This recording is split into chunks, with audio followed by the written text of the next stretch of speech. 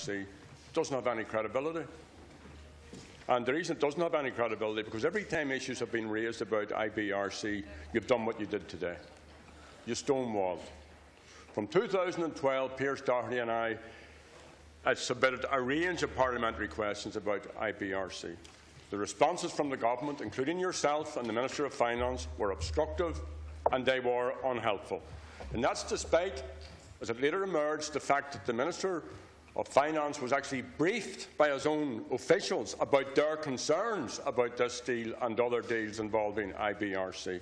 It's despite IBRC selling Siteserve to a Dennis O'Brien company with a loss to the taxpayers of at least €105 million. And it was only as a result of shock to Catherine Murphy's effort to be found out the O'Brien company was not the highest bidder, because your government wouldn't tell us that. You also resisted the calls for a commission, and when you eventually published the terms of reference for the commission, I wrote to you. I wrote to you on the 4th of June, pointing out that the terms of reference did not deal comprehensively with all the issues that this commission would need to examine. Dr. Mary Lou MacDonald actually met the Minister of Finance and made the same case. So you were well warned that the scope of the investigation was not wide enough to carry out the necessary examinations.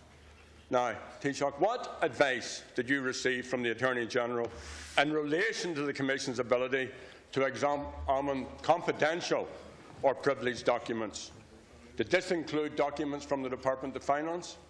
And I would like you, if you would, because I don't want to make a mistake here, Taoiseach, would you repeat what you said, reading from the statement a moment ago? You said that the Commission had made a judicial determination on the admissibility of documents from the Special Liquidator. I heard that much. And I think you went on to say, and the Department of Finance.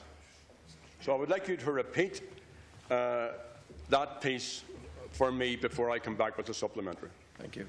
Yeah, there are two determinations made by the Justice. One in respect of the documentation received from the Special Liquidator and the other from the Department of Finance. Both of these are published on the Commission's website today, that they are for you to read. There's nothing secret about that. In the letter that Judge Cregan sent to me on Friday, formally, he alluded to the fact that he had a determination made at that point in respect of the documentation from the Special Liquidator, and that he was proceeding to do a similar determination in respect of documentation received from the Department of Finance. Obviously, Deputy, there are, I think, 12 or 14 different commissions of investigation have been conducted under this Act since 2004. And this is the first occasion where a judge in charge of a commission has made this particular observation in terms of the law. Now, I think that as the government are fully anxious that everybody be involved in this, in the public interest, that it be open and transparent and accountable, I think it's only right and proper that I should accede to a request from Justice Cregan until I receive the interim report and have authorisation to publish that, which I understand can be as soon as possible, that we then discuss as a House here what are the actions that need to be taken. In his determination, there are a number of references to inadequacies and the restrictions upon him. And work is underway in the Office of the Attorney-General on a number of things there. But clearly, I'd like to see the interim report from Justice Cregan before we can discuss it as a Cabinet, discuss it in the House here, and have this determine what is the best thing to do. So it's the first time since the Commission of Investigation Act was set up that a judge in charge of a commission has made this particular decision. And as the House knows, commissions of investigation were welcomed by everybody, including Sinn Féin in this case, as being the way to proceed forward. And of course everybody is also aware that commissions of investigation were initiated in the first instance by the then Attorney-General and by the then government as a method of not having to go down the road of endless tribunals of inquiry, and I don't think that anybody would want to contemplate that either, Cancora. Deputy Adams. Well, Taoiseach, you didn't answer the question about what advice the IG gave you. And you're the Taoiseach who promised a democratic revolution. You're the Taoiseach who said you were going to do it differently, not like your predecessor, and it's obvious you didn't mean any of this. Because every time since you've come into the Taoiseach's office, when there's been a conflict between the elites and the golden circles and the citizens, you have taken the side of the elites and the golden circles. But you did say, and this is why I asked you to repeat your earlier statement, that the Commissioner had made a judicial determination of the admissibility of documents from the Department of Finance. Does that mean, Taoiseach, that the Commission could not obtain documents, could not examine documents?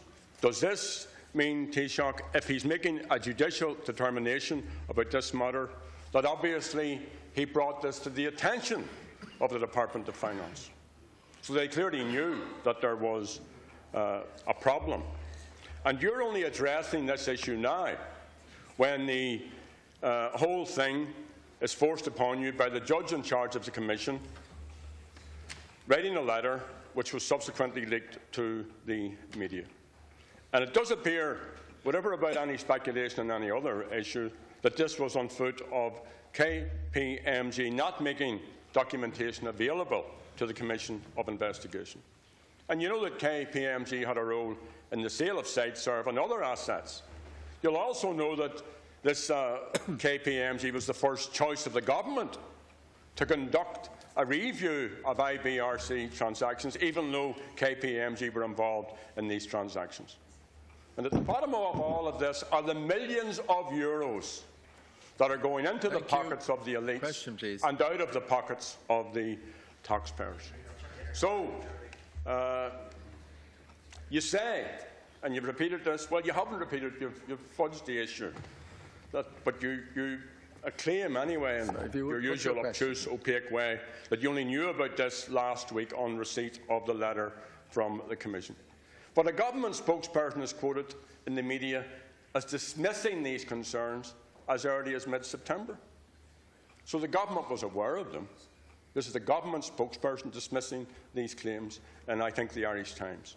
So why didn't you act then? Why did you wait until your hand was forced today? Thank you. Taoiseach. Well, this is a commission of investigation, and you're obliged by law in terms of the consultations or the discussions that take place between the person dealing with the commission and those who are named or interested or organisations or bodies that are involved in it, not to talk about any of these things.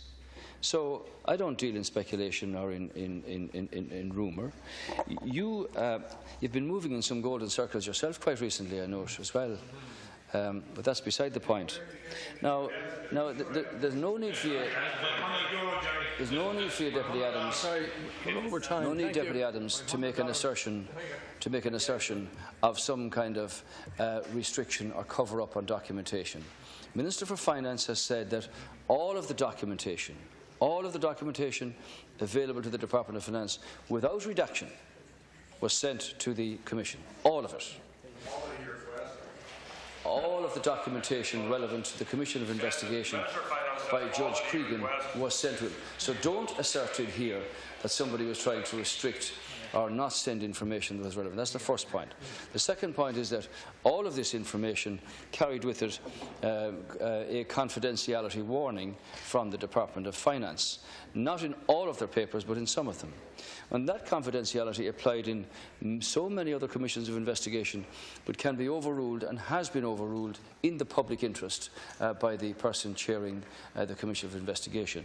And as you know, we've had commissions of investigations into the Dublin Monaghan bombings, child sexual abuse, the Lees Cross nursing home, the banking sector and so on, where there were matters of confidentiality, but that in the public interest these were overruled.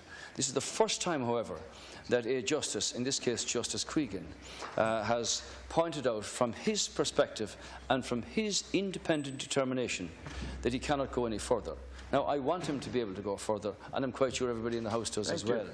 So I think in the interest of everybody, of the accountability and transparency that you talk about, I think we should be allowed to receive his completed interim report. Hopefully that will come very quickly.